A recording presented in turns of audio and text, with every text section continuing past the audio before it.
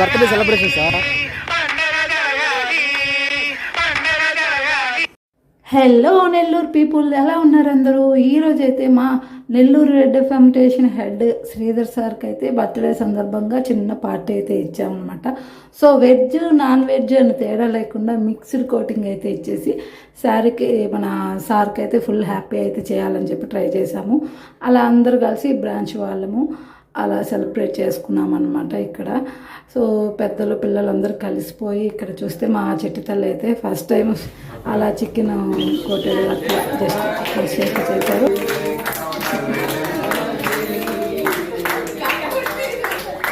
Video నచ్చితే subscribe చేసుకోవచ్చు కదా.